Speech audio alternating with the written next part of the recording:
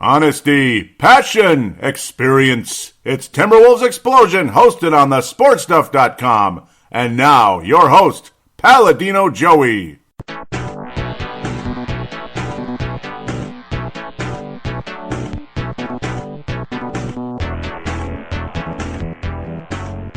Hello again, Timberwolves fans. Are you ready for the explosion of Timberwolves basketball? I am your host, Paladino Joey, or Joey Awajan. Timberwolves Explosion is available on the sportstuff.com, iTunes, Stitcher, and Double Twist. Nice to be back on board. Hey, this club's playing a little bit better. In fact, significantly better. It's been a trend, not a mirage. Very exciting. The Timberwolves go 1-1 in a 3-game week. Wait, 1-1 in a 3-game week? Yeah, that's because the Monday, March 6th game with Portland was postponed due to condensation on the basketball court because the ice underneath the wood floor melted. Because, some people are blaming global warming. Yeah, I'm not really, I don't know, it's like 3 degrees outside, and I'm not, like, being sarcastic. It's 3 degrees outside, so I wouldn't call it global warming, I'd call it a roller coaster. So I don't know about, and it was kind of a wet, rainy, but it didn't really rain either. It just was kind of meh, and then it got worse. Yeah, that type of thing. The rain got worse later on during the day and off and on, and let's just keep moving here, I suppose. But yeah, God bless those, though, that had to deal with the tornado in the Zimmerman area. My friend Dave and others but luckily he's doing okay. That's the good part. So, yeah, but parts of that town, not so much, unfortunately. Yeah, because no tornado is a small tornado. It was an F1, but it looked like an F4 or something. Yeah, it looked pretty big. All right, so yes, God bless those of you in Zimmerman if you just happen to be listening, and hope I can brighten your day with a improving basketball team. Over the past 39 games, Minnesota Timberwolves are giving up about 103 points a game, which is 5th best in the Western Conference. Yeah, it's not bad. It's been things have been trending in the right direction. And, you keep the Spurs under 100. You keep the Clippers under 100. The Kings, the Wolves are on a streak since that stupid Houston game where you gave up 142 points. And even before that, you kept Denver under 100. You kept Dallas under 100. So that's 1-2, of course. And then Sacramento, Utah, San Antonio, Clippers. That's 6 out of 7 right there and 4 in a row. Keeping teams under 100, but 5th best in the Western Conference in the last 39 games. That's a pretty big sample size, and you also have a 20-19 record in that span. So, So underneath the inconsistency, the frustration, the missed shots, and this and that, this club is trending in the right direction, big time, and you're seeing significant steps forward, and that's great, absolutely fantastic. So, underneath all my ranting and this and that, and I was pissed off after that Spurs game, and do you blame me? I mean, I was pissed off. Saturday, March the 4th, 97-90 loss to the San Antonio Spurs. It went to overtime, and you still keep the team under 100 points. In offense, that's pretty damn good, actually. Danny Green, who can score from beyond the arc, Aldridge, and Pau Gasol, and, of course, Kawhi freaking Leonard, who is the MVP, in my opinion. And you heard it here first, damn it. I was talking about it before other people. Now people in this town are talking about it. So, yeah, I don't know. I'm guessing they haven't heard the show before, but I guess semi-great minds think alike, right? Semi-great minds, right? But no, I mean, when you win matchups every single time you play, that's pretty good. And, I don't know. A lot of people win matchups and everything, but I mean, you dominate on the offensive end and the defensive end every single time against other good players like the Jimmy Butlers and such, and the Andrew Wiggins and such, who needs to get better. Kawhi Leonard was much more timid years ago, 2013, 2014-ish, when the Spurs won a championship. Yeah, he won the MVP of that series, and he was improving, but he still had a little bit of timidness to him back then. He was coming around, though. That was the good part for his case. And Andrew Wiggins is timid, but still, I could see him winning the MVP of a series. You just, he could, even though you'd think Karl Anthony Towns would. But no, this team trending in the right direction. It feels good. Let's just say I got trolled for, they say I was trolling, basically, on Flip's Army by somebody. I already forgot his name because, I don't know. I mean, like he said, he doesn't know me, so that's fine. I tried to add him after the little bit back and forth, and then he just basically told me screw off, so that's nice. Basically, he went off on me for being super negative, and thanks for the contribution to the page for saying, yay, another moral victory. Because, come on, after 12 years, you're not getting tired of moral victories? Really? I mean, I'm sick of this talk about calling you bandwagon for not literally like worshiping the team at their feet. I don't have to worship anybody, okay? I'll worship the Lord. That's it. I'm not worshiping no human. So that ain't going to happen.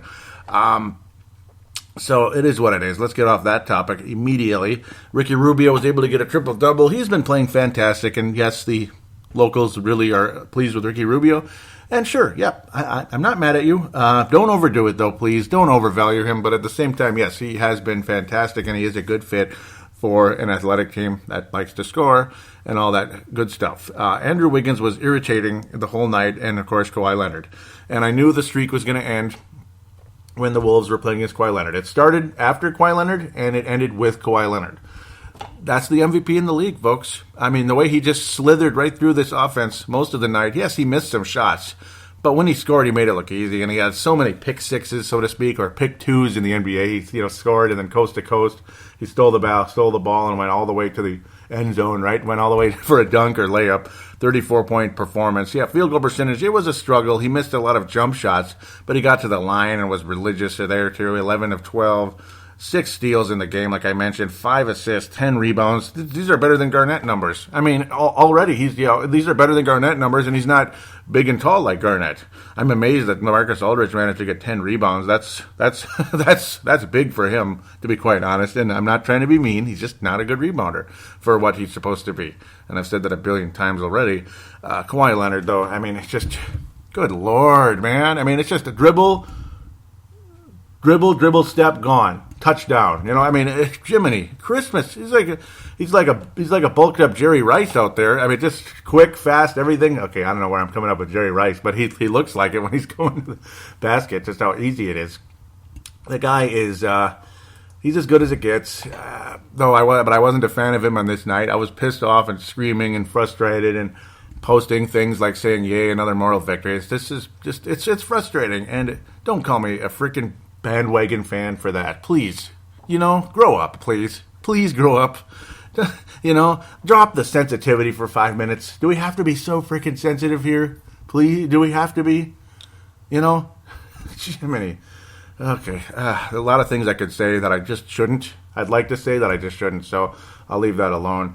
Just sniveling little wimp. Okay, anyhow. But, yeah, the Wolves were playing very well against the Spurs team. Strong lead after the first. They maintained it into the second. It was a parallel, but they maintained a 12-point lead through the half. But, of course, things always change. Third quarter, the Wolves only managed 15 points, only 13 points in the fourth, yet still are able to survive and get to overtime despite the onslaught of Kawhi Leonard and the Spurs.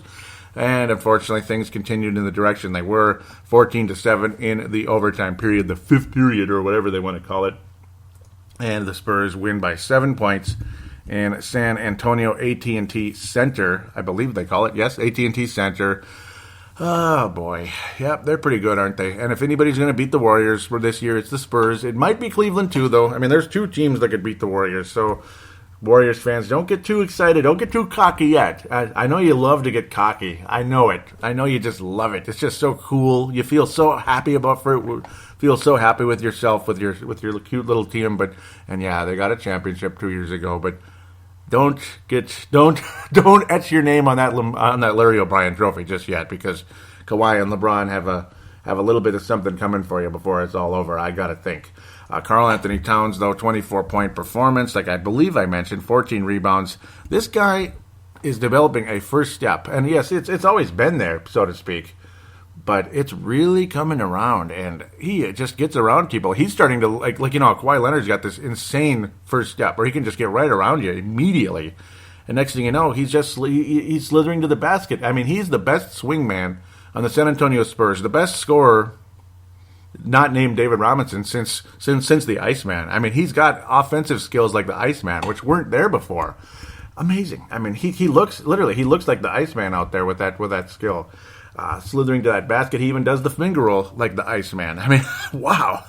that guy could score. Remember, he was a scoring champion back in the early 80s. So before guys like Michael Jordan and all that, Magic Johnson was already around, but late 70s he wasn't quite around. And the Iceman was really dominating for that Spurs team. That insanely good finger roll that he had back in those days. And that's what Kawhi looks like at the moment with the San Antonio Spurs, and it's a team with it's a team with the future. That's you thought of them as old and time to step away, but no, they're not going anywhere. No way. Not with Kawhi Leonard around. Monday, March 6th, of course. Saturday, March 4th was that Spurs game. Monday, March 6th, postponed, and it'll be rescheduled for April the 3rd. April the 3rd in Target Center, as this one was going to be in Target Center. Unfortunately, we wait for that one. So it is what it is. Clippers game, March the 8th. Happy birthday to my brother. 39th birthday already. And I'm turning 38 in July. Oh, get my cane, get my walker. Oh, boy. I guess I'm kind of going to be almost washed up as a basketball player, too, now. That sucks. I don't want to be washed up. I want to be quick and spry like Kawhi Leonard, man. Oh, man. Right? But the Wolves looked pretty quick and spry. And Karl Anthony Towns, oh, my God. Oh, and interesting lineup change, too. Shabazz Muhammad, starting shooting guard. Yeah, Brandon Rush, I guess. Yeah, that guy, I don't know. I mean, he was fun to watch as a starter and all that. He was all right, but it was better when Zach LaVine was coming off the bench, and I suppose Shabazz were more than capable of a off-the-bench stud. He didn't get a whole lot of action off the bench, but then again, we did. I shouldn't say that. You got Tyus Jones, Lance Stephenson, and Chris Dunn. You also even have Nemanja. Didn't have a good game in this particular one, but overall, Nemanja keeps showing signs that he is an NBA player, without a doubt, even though he's just clumsy and goofy. But Shabazz Muhammad starting shooting guard. Andrew Wiggins remains where he is, and Brandon Rush, nothing, no minutes, and it is what it is there. But Shabazz Muhammad, pretty good. He's still getting that James Worthy like ability to run the floor and finish on those dunks on great passes from Magic Johnson Rubio, so Spanish Johnson or whatever it is. But great passing from Rubio once again, setting players up, and of course Shabazz Muhammad, outstanding. Ricky Rubio, very strong defense throughout the game, stealing the ball away from that little punk Austin Rivers. I don't think anybody likes him. Even Garnett doesn't like him. I just stole the ball from him and whipped it up forward, which ended up being a Karl Anthony Towns dunk. It was pretty awesome.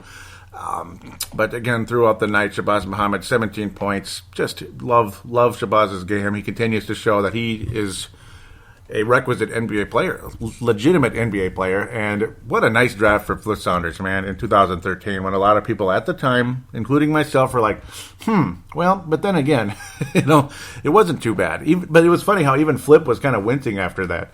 And yes, the Greek Freak was taken in between Shabazz and Gorgie, but what nice players they've become, huh? Nice little draft from Flip in 2013. 14, of course, Andrew Wiggins and Zach LaVine. Jeez. 15, Karl Anthony Towns. I mean, wow. That's pretty good, man. Bada bing, bada boom. I mean, 3 drafts in a row. You just knock it out of the ballpark, man. And then Chris Dunn in 16 by Mr. Scott Layden and Tom Thibodeau. So we'll see what happens with that one. And, of course, Tyus Jones also in 15. I mean, another valuable guy off the bench. Ricky Rubio and Tyus Jones, they just love each other. They play with each other sometimes, and they replace each other at other times. And you're just seeing a wonderful little friendship between those two. And Chris Dunn, strong in the game, 3 of 5 from the floor. Made an unbelievable pass, actually, in this game. Made a nice move, which ended up going to Mr. Bielitsa. The pass was to Bielitsa. It was a hockey assist that ended up being for Shabazz Muhammad, as Bielitsa would catch the pass from Chris Dunn, attack the basket, and then zing it over to Shabazz for the finish. Just a fun little game. Fun little tic-tac-toe play for the Wolves. Karl, just again, that first step is something to admire. Only 1 of 5 from three-point range. Slow down a little bit from that three-point shot, but other than that, nothing to complain about. I mean, they keep the Clippers to 91, and the Clippers can't cry injury and all that this time around. They know they can. Everybody was healthy. Jamal Crawford in there. Austin Rivers, whatever. J.J. Redick was healthy. Chris Paul was healthy, and he got his ass kicked the whole night. And he's an annoying little SOB. DeAndre Jordan's always a freaking killer to this club. The Wolves survived that. 9 of 11 from the floor was DeAndre Jordan, and it was an inside job. Blake Griffin, 5 of 11. Nothing special going on for Blake Griffin. Of course, he's always banged up or hurt or playing hurt or coming off of injury like 19 times. Overall, Austin Rivers, recipient of a flagrant foul from Tyus Jones, and it seemed like kind of like Chris Paul was kind of just going off and getting in everyone's face after that. It was annoying. Whatever. Tyus Jones is just kind of like, whatever, man, basically after that. But, oh well. The Wolves survive and throttle an annoying and arrogant Clipper team. And it feels good considering how much this team had been kind of kicking the Wolves' butts the last couple of years. 8 straight wins in the Target Center, and that's over. That is over for the LA Clippers. The Wolves start a new streak in the positive direction versus the Clippers. Fun little game. Karl-Anthony Towns again.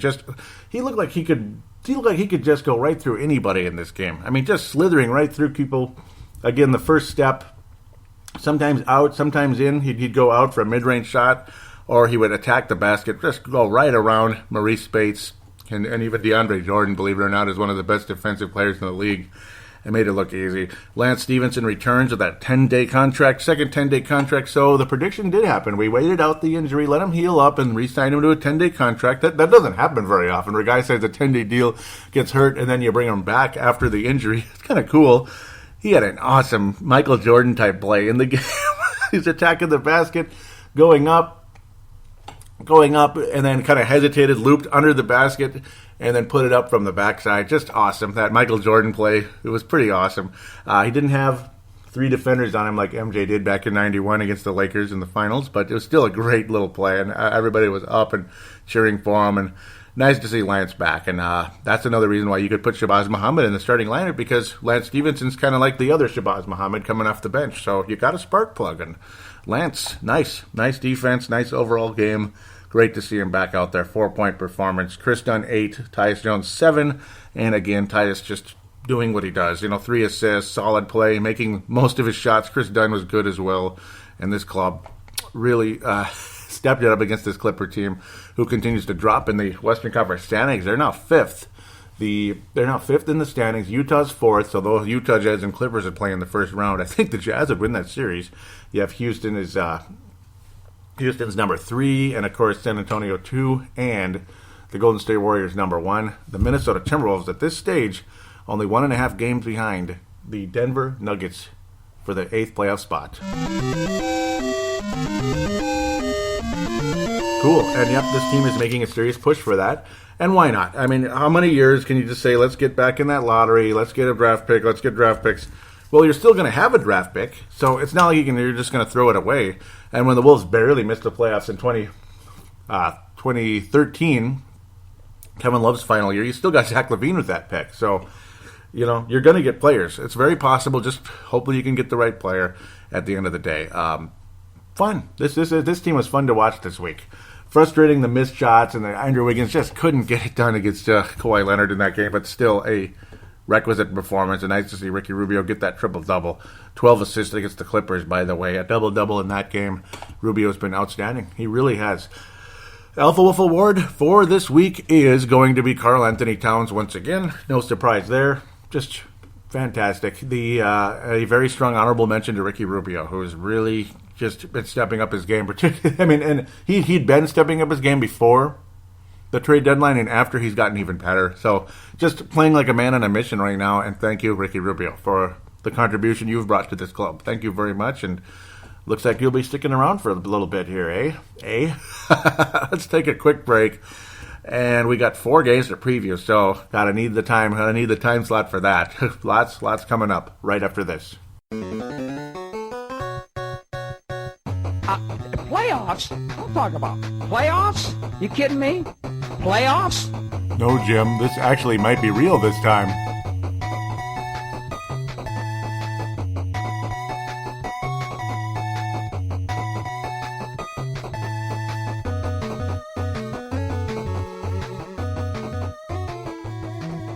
And we are back here on Timberwolves Explosion preview segment number 2, 4 games to preview.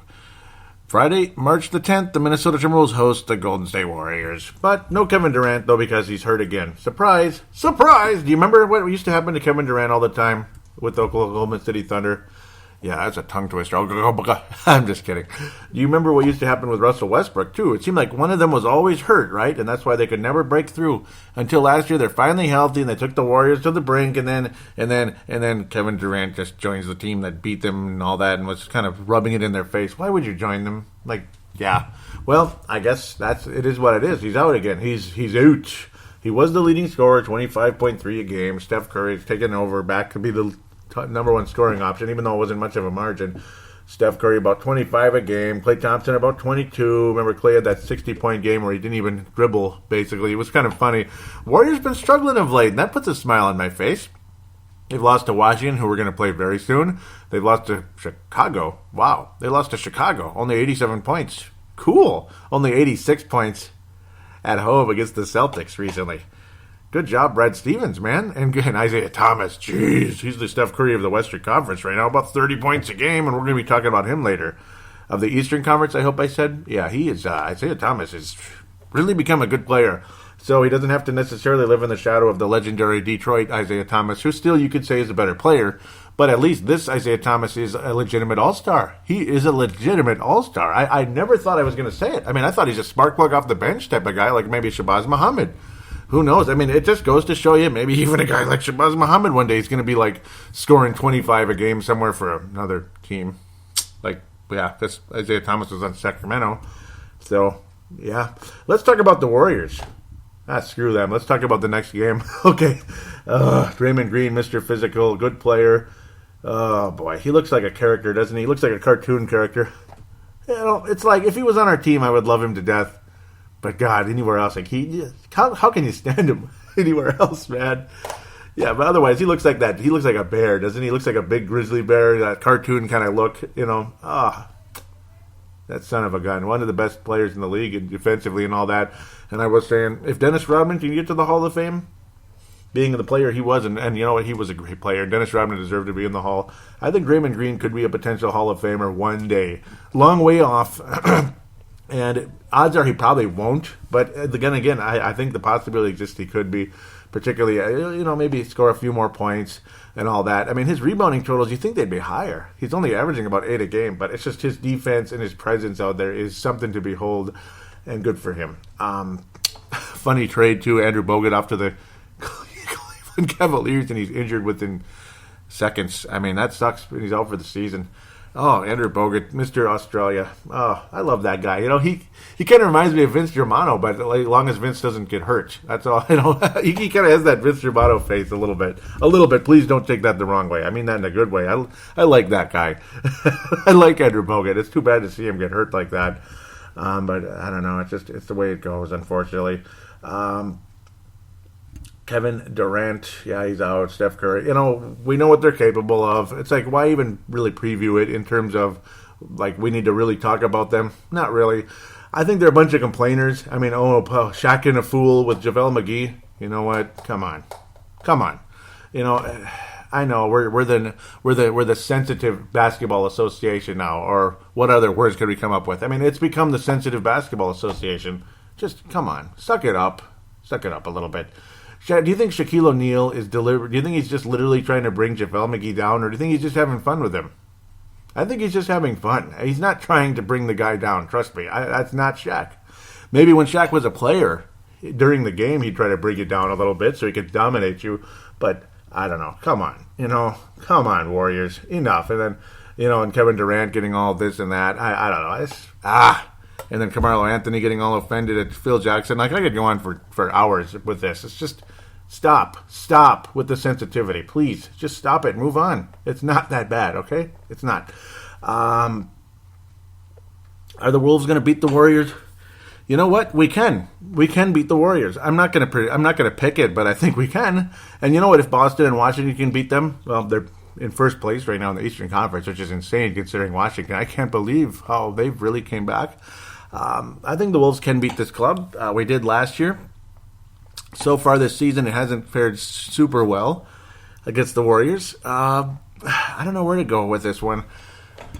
Yeah, it's a home game. The Wolves are playing so much better. I mean, the Wolves, the odds of winning in Oracle, very slim. Last time the Warriors played in Oracle was 115-102 on November 26. December 11, 116-108. I'm predicting a lower scoring game than that, and the Warriors have been struggling. I just hope we're not going to be the team that the Warriors rebound against. You know what I mean? You know, like they come out and score 125 points after they've been struggling. I don't know. I don't think all is well in Golden State right now, and I think the Spurs are on their way to catching them. I mean, I'm personally, I'm almost more scared of the Spurs right now than the Warriors. Honestly, it's just the fact of, well, are the Warriors going to rebound? Then you get April the 4th. That's going to be really fun. Of course, we'll be back to back now because that damn Portland game, that might ruin the fun of that. Like last year, we had that beautiful game in April in Golden State on TNT. That was unbelievable. This one will be on NBA TV Friday, March the 10th. I think the Wolves. Boy, should I pick a win? Because, I mean, if you're going to pick a loss, this is the game you'd pick a loss with out of all the others. Of course, Washington we always lose to also, but at least it's here. Boy, oh, man, I want to pick a win so bad. I really do. I think the Wolves squeak this one out. I think we get one win out of the 4, and this is probably it right here. Minnesota is going to win this basketball game. Lower scoring affair. We'll make it to 100. We'll get 102. We'll keep the Warriors to 98. Very close game. Karl Anthony Towns will be a deciding factor in this one. Shabazz Muhammad also will be huge in the game. I mean, Wiggins will get his usual 20-ish. Unfortunately, his streak is over. Karl's is not. Karl's going to get to 19 straight. He will tie Andrew Wiggins for the franchise record. Boy, it's been a long time since that one happened, but it's been a long time, man. It's just funny, because the previous two were 16, both by Garnett, way back in the day. Now you got, Andrew Wiggins and Karl Anthony Towns passing each other within a week. I mean, that's funny, man. Andrew Wiggins passes Garnett after all these years, and then Karl's passing Andrew in a week. And I think he'll tie it at least against the Warriors. Karl will get 30-ish in the game. He'll be dominant against the Warriors. He's going to have a strong, strong game, I think. Zach LaVine was always good against them, but so is Shabazz Muhammad, particularly in the successful games against the Warriors. I think the Wolves do squeak this out. My biggest fear, obviously Steph Curry can do what he does. Last time around, the big three, so to speak, as we like to call them, the big three. Yeah, they're the big three, 25 each, 75 points. That's funny. It was literally split evenly. To me, I think the guy that would beat the Wolves is, obviously it's not Durant, but it would be Klay Thompson. It seems like whenever the Wolves lose to the Warriors, Klay Thompson just goes off from downtown. He didn't shoot particularly well from three-point range, but he still managed to get 30 points versus Steph Curry's 22. I'm confident that the Wolves contain Curry enough, but the one guy that would beat us would be Klay Thompson more than Curry. Shabazz Muhammad and Klay Thompson is probably not the best matchup in the world, but Shabazz will score a decent amount of points. I think the Wolves win 102-98 against the Warriors. How about that? That's the first time I picked the Wolves to beat the Warriors since ever. I mean, ever. I've never actually picked the Wolves to beat the Warriors on this show. And it's not, and that was back when the Warriors stunk, too, because the Wolves never beat the Warriors even when they stunk. It was just weird. Saturday, March 11th, the Milwaukee Bucks, the Minnesota Timberwolves head to Milwaukee, Wisconsin. I used to love this team. I still kind of have a little bit of affection for him for whatever reason. I don't know why, but I like the Milwaukee Brewers and the Milwaukee Bucks. I don't know what it is, but I kind of like them because there's really no real border battle. There used to be with the Twins back in the day, but it was a long time ago. And they weren't even in our division, though. They never really have been. They were always on the other side. They were always in the other side, the American League East. So that's the one thing. Back in the day. Now they're in the National League, and the Milwaukee Brewers, in this case, are the Milwaukee Bucks are in the Eastern Conference. I always thought we'd wind up in that Central Division one day. I remember when Flip was pining for us to wind up in that area: Cleveland, Indiana, Detroit, Chicago, Milwaukee. That's kind of like, Minnesota would fit right in with that group instead of with way, way west with Portland and Denver. But I'll take it. Being I work second shift, I'd almost prefer to have Mountain Time games. So Mountain Time's better than Pacific Time, I suppose. The Greek Freak, we know who that is, don't we? The Greek Freak, that's the guy the Wolves passed on. Michael Beasley's out with a sprained left knee, or at least he's got a sprained left knee. Jamari Parker's out for the season with a ACL again. I don't know why they're calling it a sprained knee. It's an ACL. I don't know where they're coming up with that one, unless it's not. Did that change? February the 8th. Teletovic, remember he had a dagger last year with the Suns when the Suns beat the Timberwolves. That was quite unfortunate. I don't know why they're calling it a sprain. It was an ACL, wasn't it? Yeah, it's an ACL for Jabari. I'm sad. I like Jabari Parker, and I think he's got a nice future in the league. 20 points a game, blah, blah, blah. It's all about Giannis. Minnesota has not played Milwaukee yet this year, and I don't know why it's not showing. What happened? Something's wrong here. It should be showing the multiple games, but whatever it is at this point. The Greek Freak's averaging about 24 a game. He's been outstanding for the Milwaukee Bucks all season. He's winding up on the highlight reels time and time again. The Wolves did beat the Milwaukee Bucks pretty badly December the 30th. I remember now. That was pretty fun to watch, even though Giannis played well. And this wraps up the season series. So the Wolves either win or tie the series in Milwaukee, Wisconsin. The Bucks have been playing a lot better. They won 4 in a row. They'll have played Indiana the night before. So both of us coming off a back-to-back, so we won't be able to use that excuse against us, depending on how much energy we use on the Warriors. The Bucks are trying to squeak into that 8th spot in the East. The Wolves are trying to squeak into the 8th spot in the West.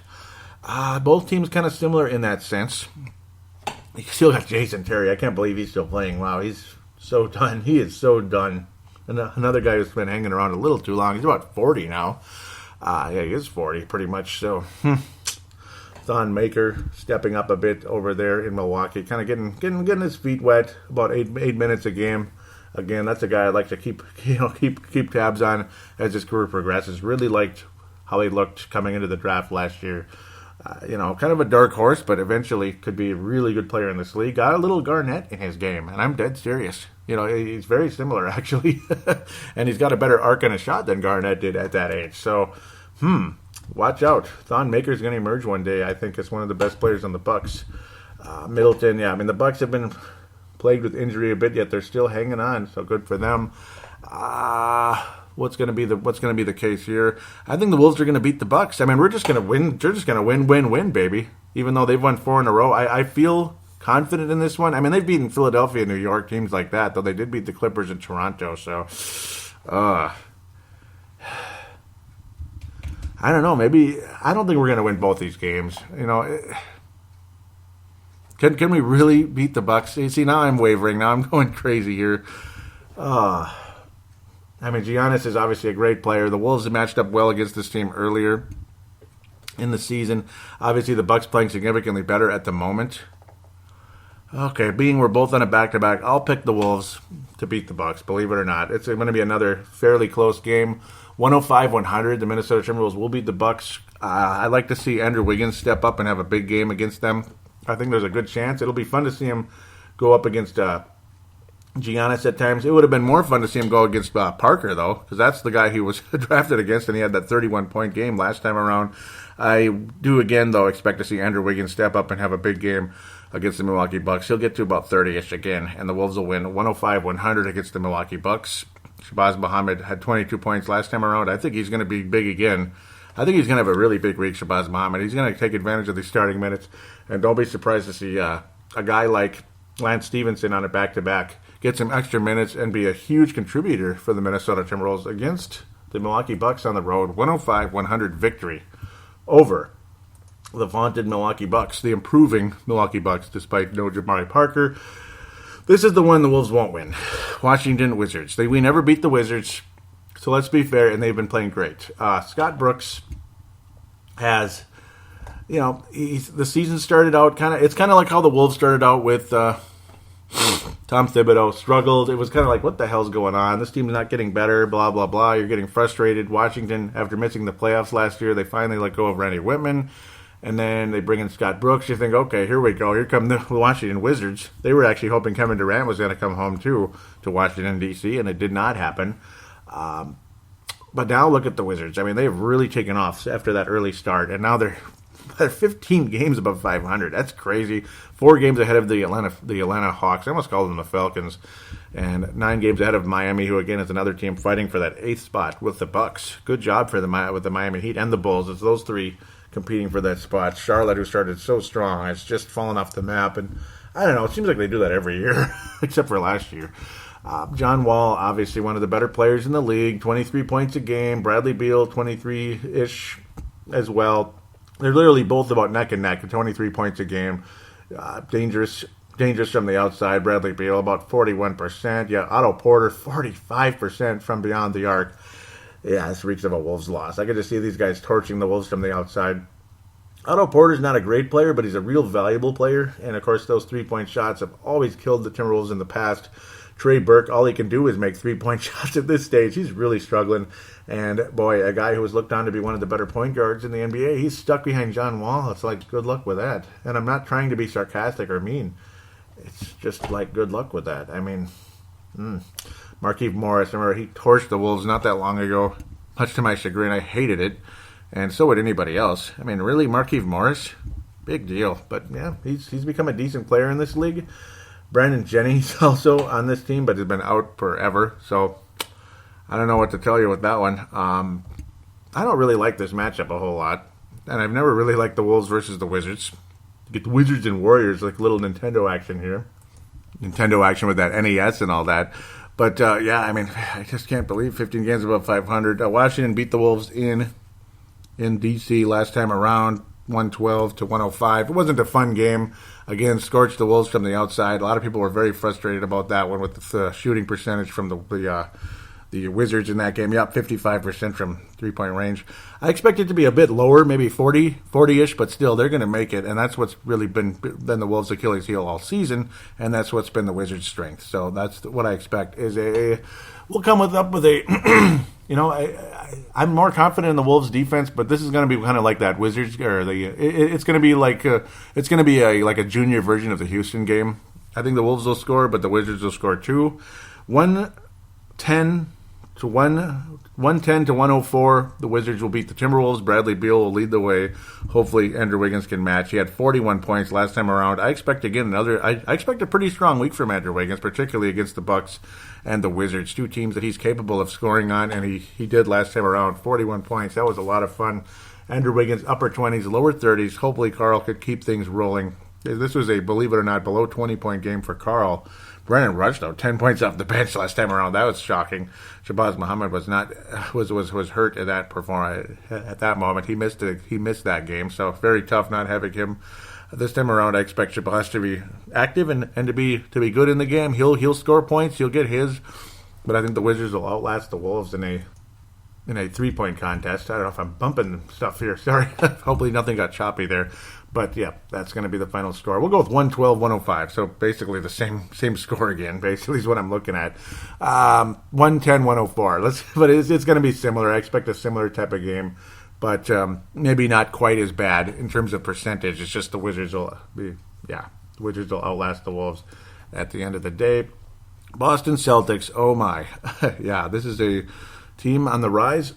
Second best team in the Eastern Conference. I even picked it, so I feel smart now. It was a little bit of a gutty pick, and at the time I was like, wow, Al Horford, but he's not had a whole lot to do with it, really, to be quite honest. Celtics beat the Wolves in Target Center November the 21st, and I wasn't surprised at all. Isaiah Thomas torched the Wolves, 99-93. I expect a higher scoring game this time around, but then again, the Celtics are a pretty good defensive team, despite the fact they score a lot. In that game, the Wolves blew a 13-point lead in the fourth quarter, which made us all absolutely furious. Isaiah Thomas didn't even have a good game. Well, then again, yeah, he still managed with 29 points, but he didn't shoot well at all. 2 of 9 from downtown, but he got to the line and all that good stuff. Horford was strong in the game, which was really frustrating considering how Horford at that point had done nothing. Towns was huge in that game. And I expect more of the same from Karl Anthony Towns. I'd like to see a little better game from Wiggins. 5 of 18. That's a big reason why the Wolves struggled in that fourth quarter. Amir Johnson and Jay Crowder are not a whole lot of competition. Their defense is good, but they certainly can't score. I'm not going to pick a Wolves win, though. I'm picking a 500 week. I don't think the Wolves are going to beat either of these Eastern Conference teams, which is going to piss off some of you out there, but it is what it is. This team is deadly. Their defense is good. They can make shots. Isaiah Thomas is a scoring machine, and, of course, he's going to get his in this game. He's going to get 29 to 30 like he always does. Just keep your elbows away from Kelly Olynyk so he doesn't take your shoulder out of its socket. That's all I'm worried about at this point. Okay, sorry. This is a very good basketball team, well coached, very young. Lots of us. A wonderful future for them. Jaylen Brown's been okay, but really no rookie's been standing out in a huge way at this stage, other than Jamal Murray a little bit with Denver. I expect a huge game from Karl Anthony Towns. I think a 30-point performance. The Wolves will hang in this one. It'll be lower scoring, kind of, but not really. I'm going to go with a 103-99 victory for the Boston Celtics. in target in this is actually in Boston. I think the Celtics, 103-99. The Wolves will perform well in the game. Karl Anthony Towns will get like a 30-20. I'm thinking a huge game from Karl. I can just feel it coming in. I think he's going to really go at Al Horford in a big way. But his field goal percentage will be it'll fluctuate. He'll have some moments, but overall I expect Karl to be very successful in this game. Probably be the alpha wolf of the week, unless Wiggins just torches Washington or something. Or Boston. He's going to have to be better than last time around.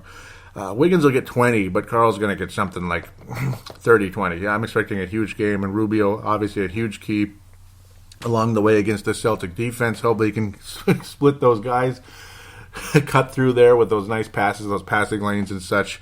Get some nice dunks to Shabazz Muhammad, Karl Anthony Towns, maybe alley-oops to Gorgie Zhang and such. Hoping for the best here, but not picking a win. Boston's deadly from the outside for the most part. Jay Crowder can hit those threes. I mean, you have so many guys in this team that can. Avery Bradley's a really good defender, and he can shoot the three. He's become a really nice player for the Celtics. He just never can stay healthy, though, and that's been definitely the downfall for Avery Bradley thus far when it comes to the Celtics for the last several years now, even back to the 2012 season when the Celtics made it to the Eastern Conference Final, which was pretty surprising. But Avery Bradley's been healthy despite missing 20 games. This season he's healthy right now, and he'll be a reason why the Wolves don't win the game with that outside shot and strong defense along the way. So Celtics will win 103-99 over the Minnesota Timberwolves, in my humble opinion, despite a huge game by Karl Anthony Towns. Well, there it is. 2-2 week. Yeah, it will start really strong. We'll be really excited. And the stupid Eastern Conference teams that are first place will maintain their positions at first place with solid wins over the Timberwolves, in my humble opinion. Solid, but not big wins. Just close but strong finishes over the Wolves. Okay, there it is. Let's get to fan interaction right after this.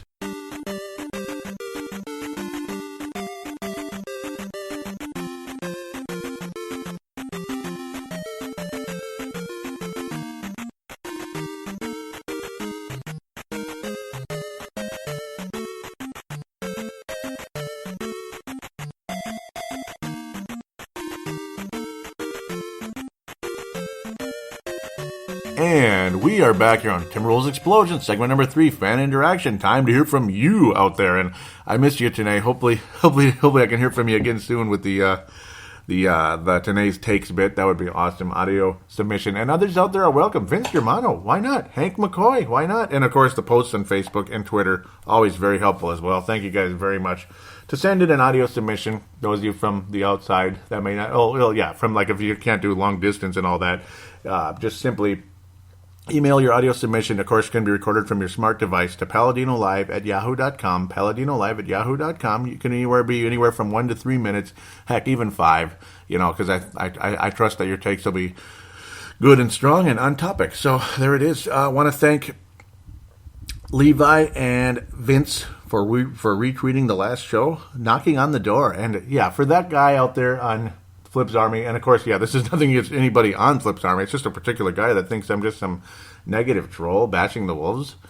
Did you listen to the last show? No, he didn't. And of course, he honestly doesn't care, right? That's what he told me in this show. It's just, you think I'm just on here bashing this club? Are you just, know what you're talking about? He didn't even know it was a podcast. He's like, yeah, your blog. Blog? This isn't a blog. But other than that, Twitter, very inactive this week. So, I don't know. I guess guys are busy, and I'm going to get more busy, too. I need the money, and the overtime's becoming available. So, it is what it is. That's life, folks. And that's why a lot of times you see Courtside vanish for a few weeks, sometimes even a month or two, because they're working a lot of overtime. Or somebody gets sick, or both. It's all the above. So, or a kid gets sick, something. So, things happen.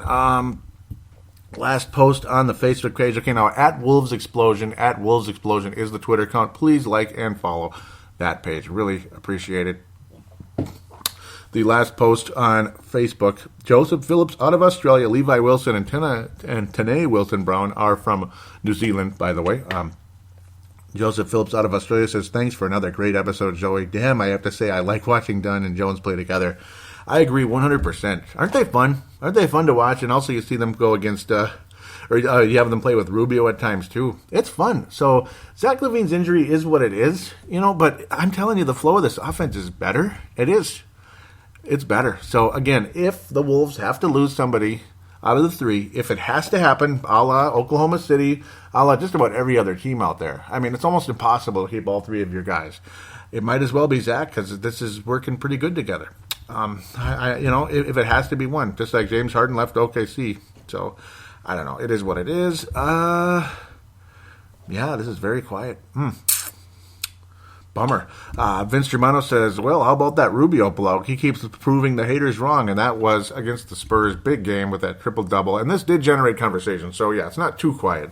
Yep, and I was saying how he's always been offensively challenged, but his all-around game is really helping the team. I say this especially being there, there are enough offensive weapons anyway. Ricky distributing them really helps.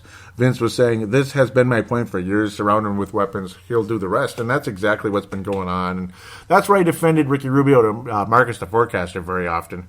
I wish Marcus would, it's like he doesn't text back very much. But yeah, he's been having trouble with his phone too. So it's always something, and I do believe him that it's happening too, because I've seen his phone and things happen. So we'll leave that alone. Hank McCoy out of Sydney, Australia. Vince Germano is out of Melbourne, Australia, in the Victoria Providence. Gotta tell you, the Courtside podcast is hosted by Hank McCoy and Vince Germano. Right now, they're the Hall & Oates, or I'll call them the Sherlock Holmes and John Watson of the Sherlock Holmes and John Watson of basketball radio, basketball podcasting excellence. Love you guys. Courtside podcast, highly recommended, and obviously endorsed by myself, Timberwolves Explosion, and Courtside is kind enough to endorse Timberwolves Explosion back to me. I thank you very much.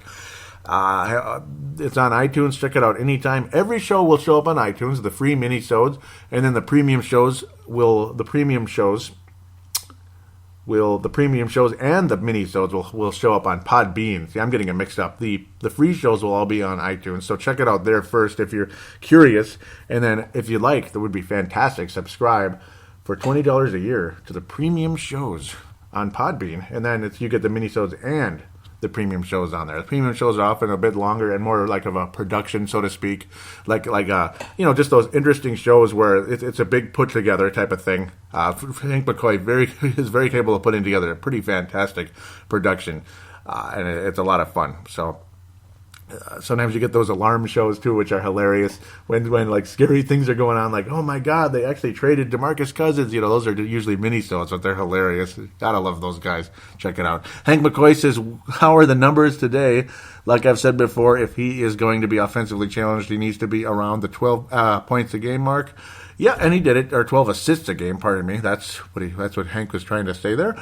And Vince says, yep, the 11 and 13. So he had 13 assists, did Ricky Rubio in that game, and Hank saying, yes, that's better. And yeah, a little bit of Jason Kidd-like, minus the nice three-point shot, but Jason Kidd was offensively challenged for the longest time, and he developed a nice three-point shot.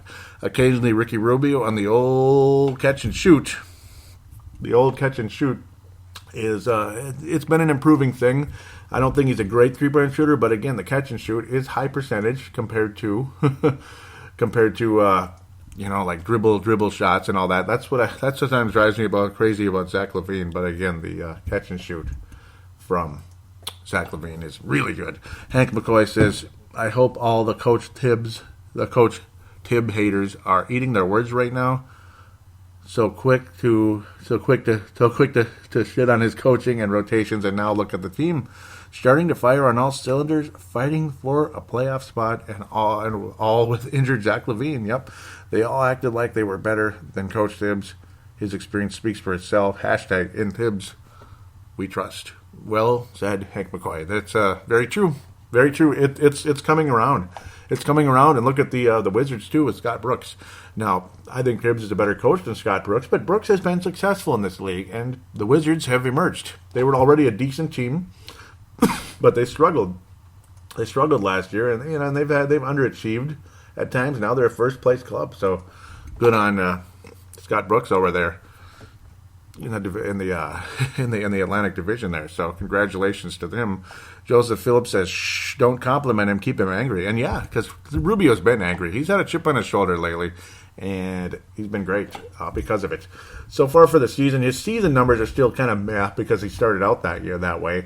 9.2 for the points, 4.1 rebounds, 8.7 assists. But of late, way better. And we thank him very much for that. When I look at his overall, see March, he's averaging 10.3 assists. Only 3 games, though, 12.3 points. 3-point percentage has been kind of all over the place. He's about 30% for the season. Catch and shoot, I'd like to see stats on his catch and shoot threes, though, because a little bit of a I forget what they call that term, but more of a deep stat, but it'd be a good one. Rubio averaging 10.5 assists in February. It seems like it should be higher, but I suppose he's had those games where he only gets 6, and then he'll have 12, and he'll get 5, 6 again. So that's kind of why. But sometimes you just don't get assists, even though you make a great pass. It doesn't wind up as assist because the son of a biscuit misses a layup. Hank McCoy wraps up the fan interaction segment with, at least this part of it anyway, with really glad to see Lance Stephenson get another chance in Minnesota. Also happy that coach is willing to invest in the long-term payoff. Born Ready is Lance Stephenson, has the potential to be a vital piece to the Wolves' development. Thoughts?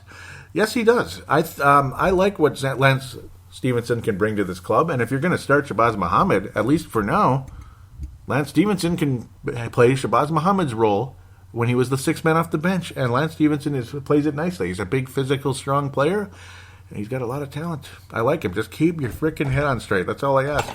And I had a feeling the strategy was wait out the injury and bring him in, and I think he fits the style well. Joseph Phillips says, "Joey, what happens though if he comes back with a bang, gets noticed by a team, and also takes the baggage and then leaves because we did not commit to anything more than a 10-day contract?" It's a risk, yes, and I think he's going to stay. Hank McCoy comes back and says, "I guess that's the risk you take with 10-day contracts." I like the fact he stayed in Minnesota while he recuperated. Yep, see, that's a huge sign. To me, that shows a loyalty and a solid work ethic. As far as the baggage goes, well, he played for the Clippers, Grizzlies, and Pelicans since any of that drama in Indiana, and even that, at least all that came in the playoffs, so I'll take it. Joe Phillips replies with, "Hank McCoy, me too. A useful player this year and next if we can get him." And yeah, I say keep him around. Tim Nakaro says, "I agree with Joey. If he buys in, he's perfect. He's the perfect Thibs player. I know it's a stretch, but if he truly bought into the system, I reckon he could be a bit like Luol Deng." Sure, Luol Deng, yep, and he's healthier than Luol Deng, other than the freak little ankle injury. Hopefully we can stay away from that happening again. But yeah, I like what, yep, and thank you for that, Tim. I like what Lance Stephenson brings to this club. He's a good fit for the system, I believe, defensively, offensively, all that, and brings a teeny tiny bit of, a little bit of attitude to the team per se, not necessarily in terms of troublemaking, but just, he's not scared of anybody. That's the point, and Rubio's becoming more that way, and that's why he's better. If Wiggins can get a little bit more that way, that'd be great. Carl's been showing huge signs of that of late as well. He is really responding to some of the BS earlier in the season when guys tried to intimidate him, like the Marcus Oles and such, just tried to bully the hell out of him, and Carl's been responding nicely. Nice to see you on here, Tim. Thank you very much for joining on board. Keep them coming. I missed you. Hank McCoy says, "Despite Lance's belly flop, I thought he played great against the Clippers." That was funny. That pass he needled through to Towns in the second quarter was sweet. Loving the potential he can bring to the club, and he's still pretty young, even though he's considered a vet. Yeah, about 26, so he's like a mid-20s guy. Everyone is pretty quick to throw him under the bus, but I get the impression he has grown up and learned a lot since bouncing around from Indiana, and I agree 100%. Thank you, Hank, for the thoughts there.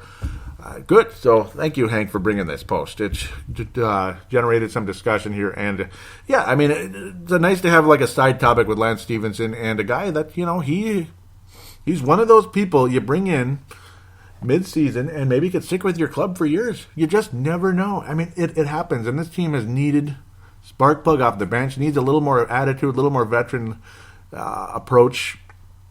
Brandon Rush, he's solid on occasion, but it's just it just seems like he's damaged goods, even though he's not that old. He's about 30, and he seems like the kind of guy, it's like he's older than he is, you know what I mean? Like he's washed up, burnt out, I don't know, like a lemon, like if you're buying a car. That's what I'm getting the impression with Brandon Rush. For Lance Stephenson, little bit of a risk, but it's not, I don't think he's the kind of guy that's gonna toxify your locker room. I feel confident in him, and Coach Thibodeau is the kind of coach that isn't going to put up with that for a second. I mean, he is a hard ass, and that's the way it's going to be. So, encouraging, a fun week, an encouraging week. Wolves will at least maintain a 500 record into next week, and in my opinion, with a win over Golden State. And if we can spark out a victory versus one of those Eastern Conference clubs, first place Eastern Conference teams, I mean, you're playing 3 first place clubs, and you better beat those frickin' Bucks. And I think the Wolves will. So there it is. 3 first place teams: Warriors, Wizards, and Celtics. That's a challenge. And if you come out of that at least 500, okay. And if you come anything above that, wow, that's extremely impressive. So that's where we're coming at with this one. I want to give a shout out to Flip's Army. I'm almost forgetting about that. Please go to that page. Trevor Wickerin, the creator of it, nice enough to allow me to post Timberwolves Explosion, links to Timberwolves Explosion on that page. Thank you again very much. And those of you out there, the Jim Johnsons and many others out there, thank you very much for listening to the show and for liking it and all that, joining the Timberwolves Explosion page and all that. Really appreciate the interaction and the friendship on the Flips Army page. Thank you again very much. So do go there and like that page. It's been doing very well. Very fun in-game interaction. Just keep the people that just stay. If you're going to call me a bandwagon guy, though, just stay away from me, okay? Whoever you are, those of you out there, just stay away from me. You know I'm not bandwagon. If you know anything about me, I'm not. I'm not bandwagon. I've been a fan since '89. I'm going to get ticked off when a team blows a huge lead. Yes, it's the Spurs, but just finish the damn job. That's all. Once in a while, you can finish it, okay?